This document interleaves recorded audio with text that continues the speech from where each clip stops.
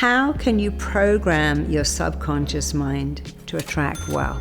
What kind of things should you be doing right now today so you can have a mindset for attracting wealth? One of the first things is to get super comfortable with the idea of wealth. How do you even do that? Well, I would say immediately create a vision board or a vision book or a vision folder and put on it images of all the things that you would love to attract. What you focus on, your mind moves towards. When you focus on, I can't afford it, I can't have it, where's the money coming from? You're focusing on lack. And when you say, I will have that, you're focusing on abundance. So let's imagine you want a brand new laptop, a brand new phone, and you go, I don't have the money, I can't get it. You need to say things like, I am having that, that has my name all over it, I will have that. It may take me 3 months to have it, I may need to put the money away, I'll get a credit card, but I am having that phone. Not even I will, because the subconscious mind only lives in the present tense, I am. So do not use the language of lack. I can't find the money, I can't afford it, I don't know where the money's coming from, I'm having it, I will have it, it's got my name on it, that will be mine. Use your imagination. Imagine being on that laptop, being on that phone, driving that car. Use all the senses, the smell of the leather, the feel of the steering wheel, the sound of the engine if it's a car. Get super familiar, because as you move towards something, it will move towards you. So step 1 and 2 are use your imagination to imagine it, use a vision board, a vision book, imagine, feel, smell, taste, sense, but at the same time, do not use that negative language of I can't find the money, because nobody finds money after all. We acquire a skill and we learn to monetize it. Point 3 is to get familiar with money. You see, your mind likes what is familiar and it does not like what is unfamiliar, which is why 70% of lottery winners are utterly broke in just 3 years, because they're not used to money. They're used to something unusual. Or actually, for many, usual. I get my paycheck, I pay for the bills, the food, insurance, and then it's all gone. So when they get a lot of money, they just spend it until it's all gone. And what's a great thing to do is to photocopy lots and lots of dollar bills or euros or sterling, whatever currency you're in, and actually print that out and cut that into the size of dollar bills and put it all over the house. Stuff your wallet with lots and lots of dollar bills that look real. They're made of paper, who cares? Put it in the drawers in your kitchen. Put it all over. Put it in your pillow. Put it in your underwear drawer, so that every time you open a drawer, if you open a closet, open your bathroom cabinet, there's more and more and more money. Why should you do that? Because you're getting familiar with having money all over the house. When I was in Zimbabwe, I bought back $100 trillion bills. And I had them all over my house, $100 trillion. I gave some to my godchildren. They loved that. So think of how you could have money.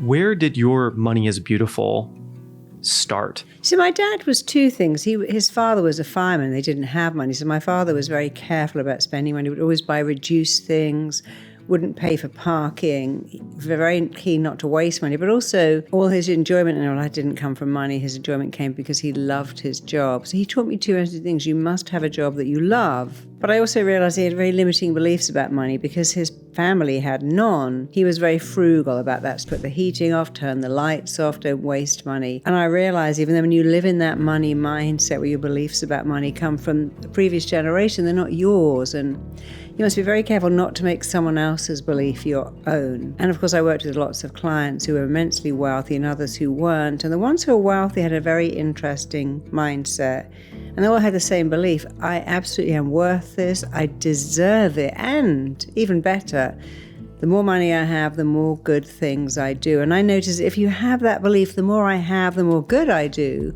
then there's no guilt about, oh gosh, I've got more than someone else. I should keep it quiet, hide it, pretend I don't have it. We often have this sense of shame about money. We use words like, that person's filthy rich. Look at that fat cat. Look at that rich bitch. And we use very derogatory language to explain someone has money. And then we say, oh, but these people are good people. Spiritual people don't need money. So we almost have this belief that having no money is a very spiritual place to be. And having a lot of money means you've sold your soul to the devil. You have no scruples and you're just a mean, ruthless person. I have 2 questions that spun off of all of that. Number 1, when you've met all these extremely wealthy people, what are the stages of getting to that point? Because I'm assuming Maybe you could tell me a story about someone that you worked with that came in not as firm about their money beliefs, and then there's got to be steps to getting there. Yeah. I doubt anyone jumps from money is evil to money is amazing and is so good for the world. There's got to be this gradient of what is that gradient? Well, the first step is to think of money as energy. So if you think of all your expressions, I can't find the money, which in itself is a very strange thing. Nobody says, I need to pay my bills, then I'll go for a walk and I find the money, then I'll come home and pay my bills. You don't find money, you monetize a gift. You earn money, you make money, but you don't find it. The first step is to identify these blocks. What do you believe about money? Where did these beliefs come from? Who told you that? Was it ever true? Even if it was true for them, is it true for you? Like, here's a classic one I heard growing up: men don't like women with money. If you've got money, you'll never find a husband. Did you believe that growing up? Yes, I did initially. Well, I didn't have to. I didn't have any money growing up. I mean, I wasn't poor, but I didn't have enough money that was never going to be a worry. And do you think that was a part of why you were sort of fearful? I definitely think so, yeah. So then I began to realize I must make my own money beliefs. And so I began to make my own money beliefs. I'm worthy of this. I deserve this. I have a gift. I'm sharing it. I can give of my gift. I can give, but I can also receive. And so I began to do this little thing, and I can do it with the audience now, which is to take a breath in, breathe in, and now I want you to be a real giver. I want you to give all that breath away. Give it all away. And you know you can do this for 4 minutes to keep giving. Give more. Give all that breath away. Just keep being a proper giver. Don't take. Just give and give much more. We've got at least another 3.5 minutes to go. Keep giving. And only when it starts to feel really horrible do you go, okay, now take a breath. But now I want you to be a taker. I want you to take all the air you can and keep it. Don't share it. Take it all in and hold it. Keep that air. Take everyone else's air because you need it more. And again, you can do this for 4 minutes. Take it. Keep inhaling. Don't exhale. Take more, take more, take more. And when you really can't stand it, give. And now just give and receive. Give a breath away, take one back. It's complete balance. Nature requires balance. And when you can apply that to money, if I can give and receive breath, and it's the first thing I did when I came onto the planet, the first thing to do is take a breath, give one away.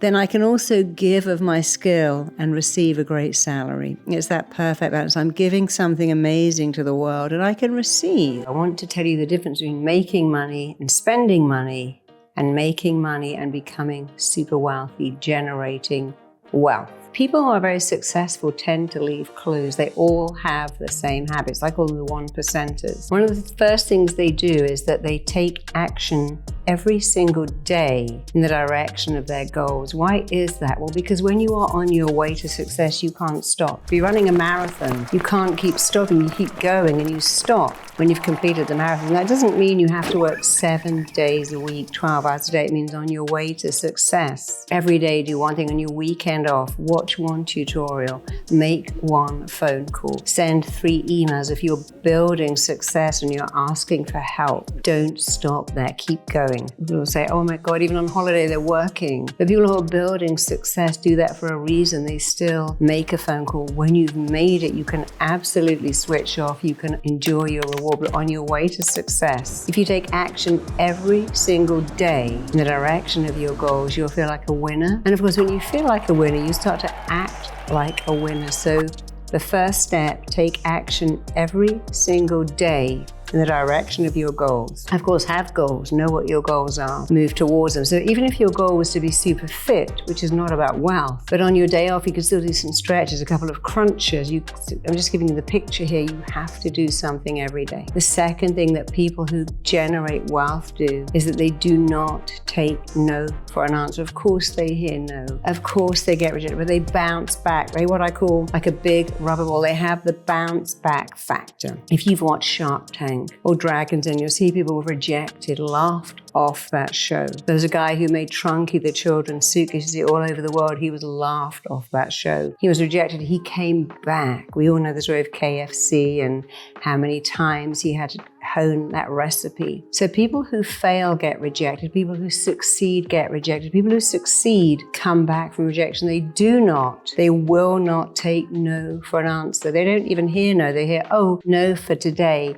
no for the moment, no right now, but not later. They don't see no as a denial, they see no as a delay. And by the way, when I'm explaining these habits to you, you don't have to be born with them, you can adopt them. You can make them your own. Here's something that really marks out people who generate wealth. They will do what they don't want to do, what they actively dislike to get to where they want to be. Mick Jagger, for instance, studied accountancy. He's a rock star. Rock stars don't really like accounts.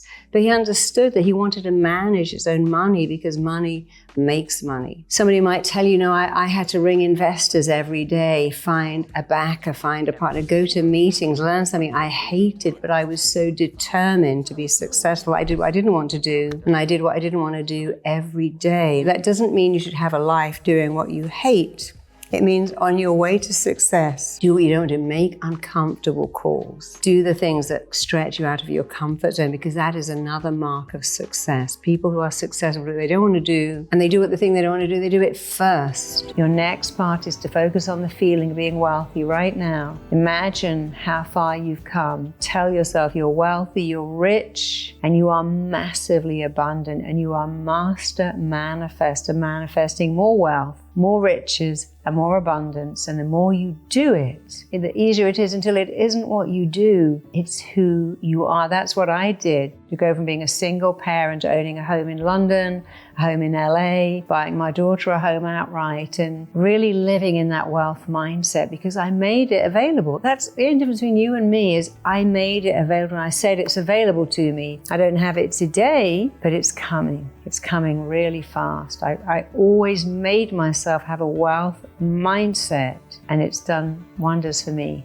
It's about to do wonders for you. And so here's the most important part of all. You must sit with yourself every day and do this. I'm worthy of a lot of money. I'm worthy of wealth. I'm deserving of wealth. I'm worthy of riches. You might know that 70% of lottery winners are bankrupt in 3 years. Why is that? Because they never felt worthy. They got rid of it. I've worked with millionaires who got rid of all of their money for one reason only. They never felt worth it. So this is actually the most important step. Every day when you're in the shower, cleaning your teeth, getting ready to go to work, when you're on a commute, start to say over and over again, I'm worth it, I deserve it, I'm attracting wealth because I'm worth it. I'm attracting abundance because I'm worth it. I'm attracting riches because I deserve it. I'm worth it, I'm worth it. 80% of your financial success comes down to this, having an abundance mindset. So again, it's using that abundance language, not the poor language. And then step 2 is to imagine you're looking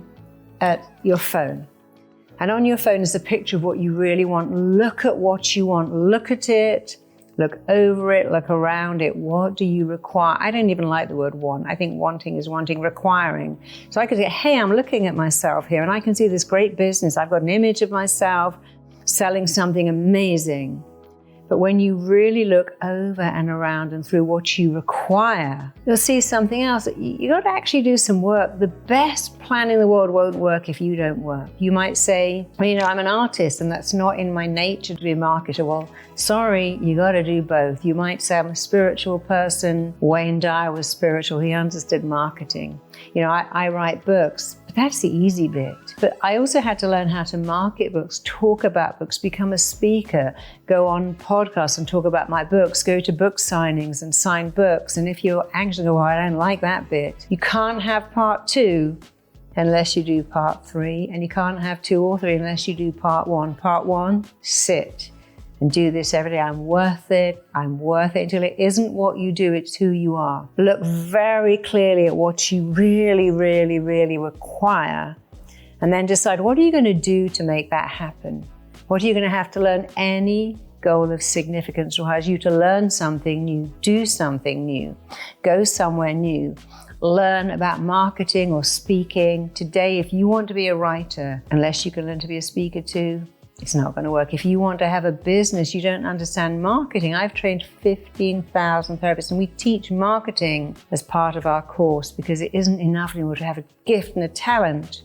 But also go out there and learn how to market it, how to sell it, how to make people invest in you. And again, here comes the language. You don't say, would you like to buy this? You say your investment is. So get into that wealth mindset, wealth language, wealth visioning, and you'll become wealthy faster than you ever imagined. See you next time. Check out my next video here.